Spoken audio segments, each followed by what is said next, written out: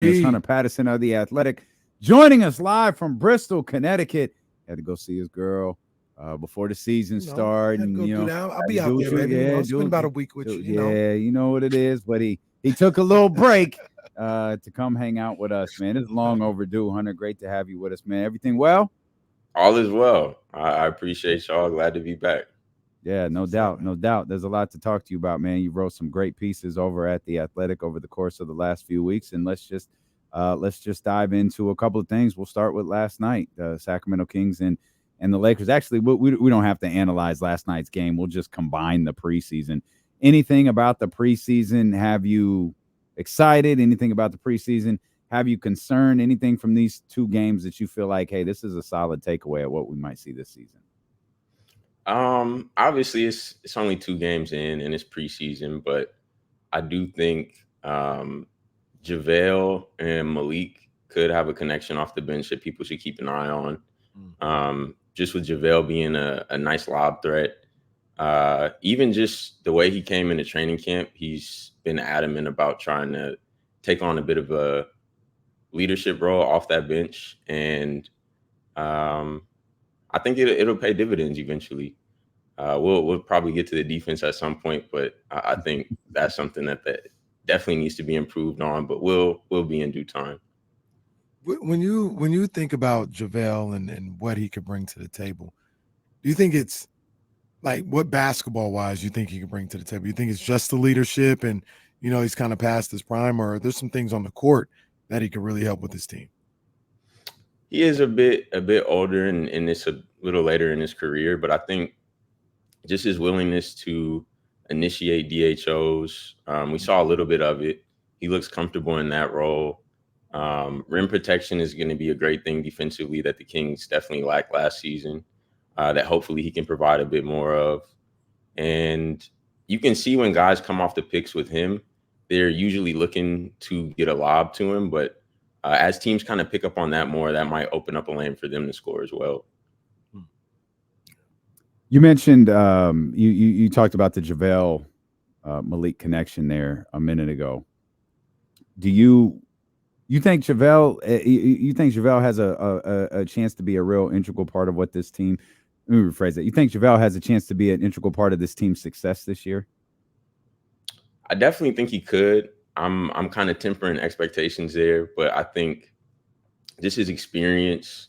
We know he's a 3-time champ. He's wanting to be just more vocal in his approach with leadership. But I think the fact also that Coach Brown has said either Domas or Fox will likely be on the court at all times, I think that could help him as well.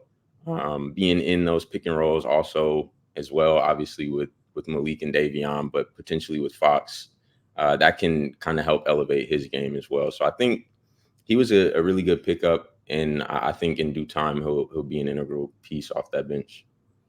Yeah, I look at this bench, and I think they have an opportunity with some of the frustrations that people have defensively with this team.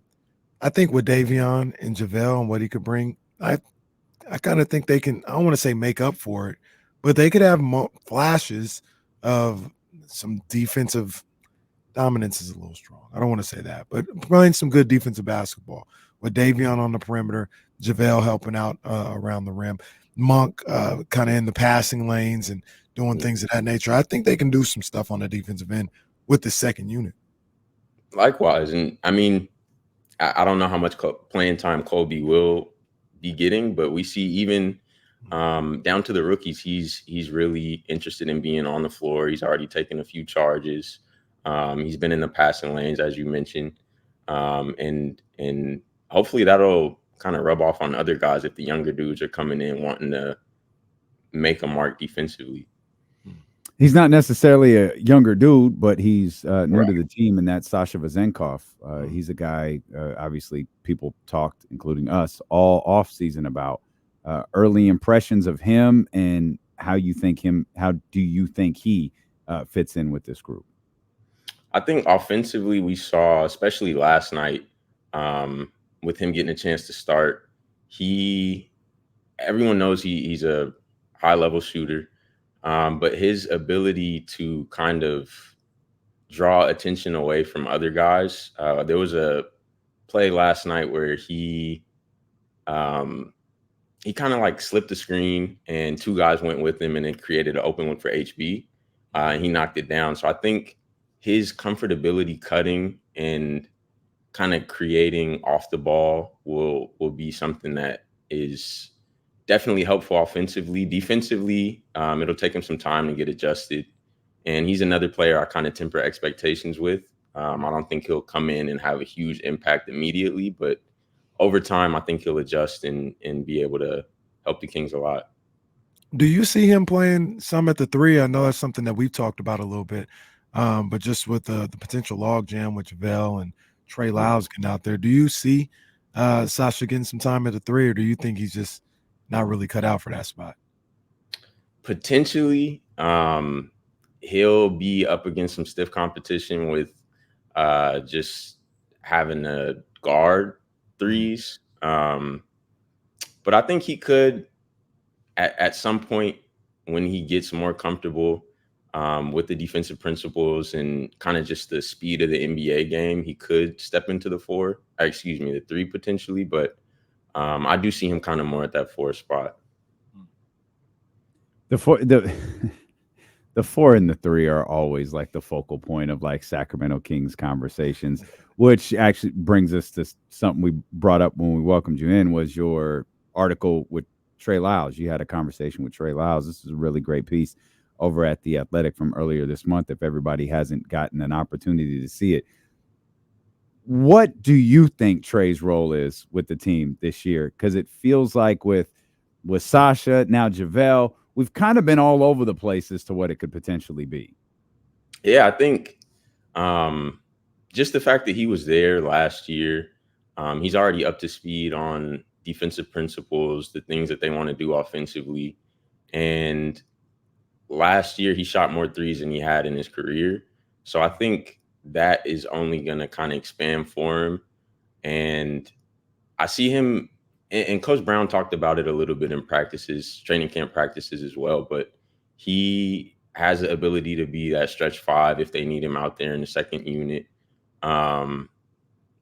And he's just provides, I think, a lot of offense and kind of a spark off that bench along with Malik, Davion, those guys. And I'm kind of thinking that he'll definitely be getting more minutes than Sasha initially, but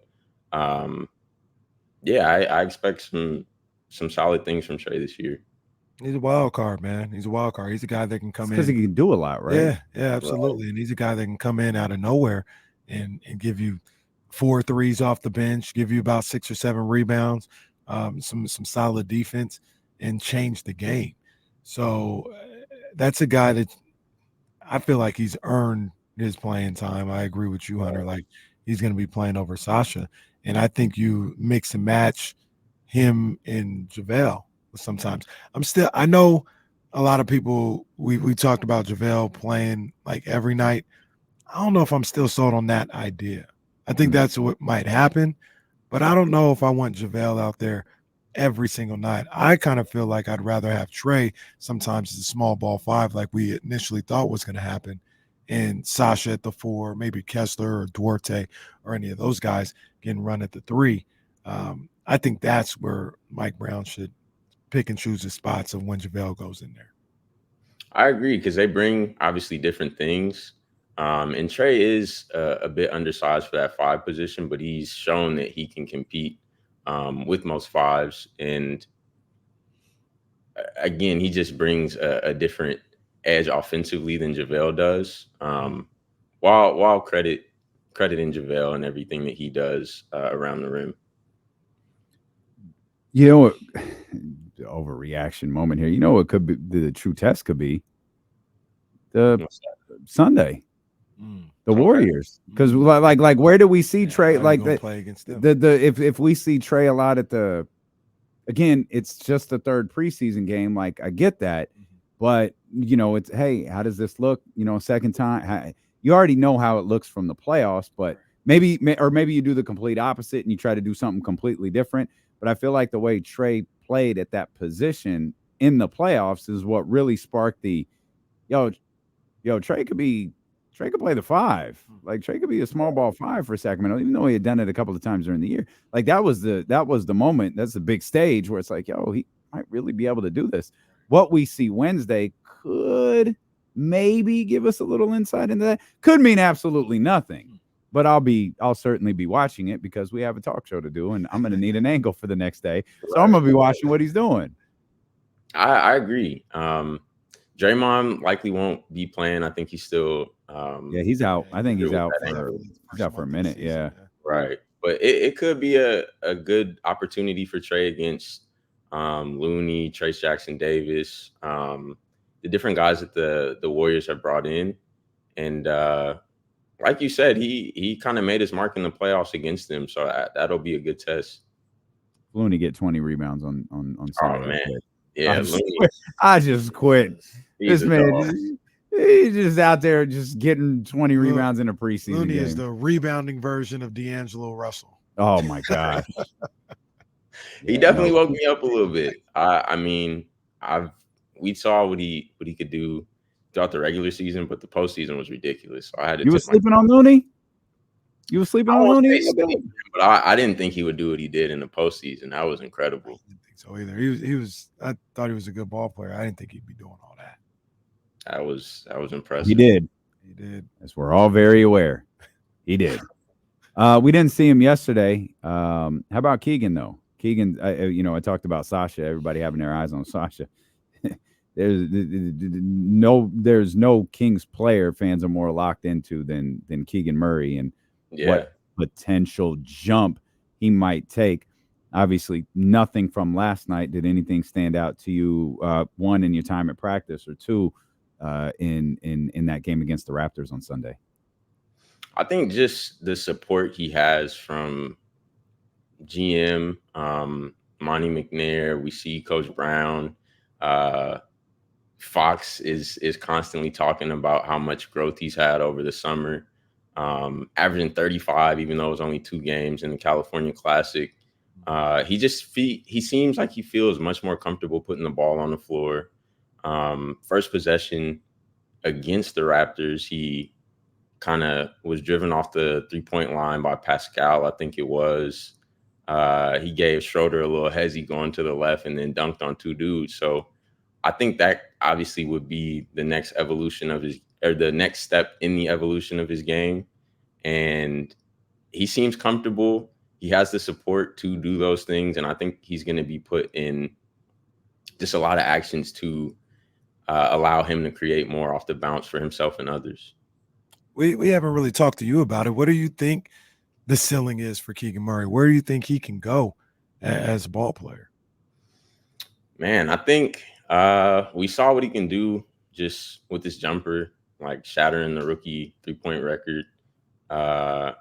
And so teams are going to be more aware of that. And just him being comfortable taking the next step to be off the bounce, create for others. I'm saying a lot of what I just said. I really don't know what his ceiling could be because he's just talented in a lot of different areas. I think definitely he can lock down that kind of wing spot for the future for the Kings. I don't know, man. Keegan, he's the ceiling is to go. Let's call it what it is. What it is. His ceiling is to go. Hunter's being modest here, but I mean, it is what it is. He can be the greatest player to ever play. Could definitely be. You never know, but LeBron, Michael, and Keegan. Come on, man. Yeah, all seriousness, though, I really think he could be a staple for next 10 plus years for the Kings. Yeah, we have so many conversations, and we did it. I feel like, someone at ESPN is doing it with De'Aaron Fox now, talking about De'Aaron's got to take a leap for this team to get better. It's like, Jesus Christ, it was an all-pro last year. What do you want him to do? Like, what more do you want him to do? But Keegan, and I did wonder, Hunter talked about this with KC a few weeks back, is that what De'Aaron did from year 1 to year 2, I don't think was necessarily normal. That was pretty spectacular. It's just he did it in Sacramento on a bad Sacramento team. So no one, we Kings, like us in Sacramento, we saw it, we reacted to it. Nationally, it didn't get that type of attention. Like the Kings have been a playoff team that year, De'Aaron would have been one of the biggest stories in the league. Right. But I don't think that leap is like normal. Like that wasn't. Yeah. So like, Keegan that quick. Like, yeah, Keegan making a jump like that would be like phenomenal. Right. Mm-hmm. Keegan, upping his points per game to 2, upping his rebounds by 1. Yeah, that's a pretty big deal too. Right. I think definitely everyone is excited for Keegan. Fox has talked about, again, how much time they've spent together, and Fox being that kind of mentor for him will be huge. But we can't expect like the world right away for Keegan. So again, I think same way he progressed during the playoffs, he had a bit of a learning curve like most rookies would against the Warriors of all teams. And I think that'll pay dividends for him this season and allow him to kind of step into the season with the confidence that he ended the postseason with. So, yeah, it may not look like a Fox jump, but there's not too many people who look like Fox in general right now. Right. So. Yeah. De'Aaron's special. He is. And the jump was, and Keegan can be too, but let's not put what De'Aaron did onto Keegan's expectations for the year. Hunter, great catching up with you, man. Likewise. Excited for the season to get here and for us to talk a lot more Kings basketball. I'm looking forward to it. I appreciate y'all as always.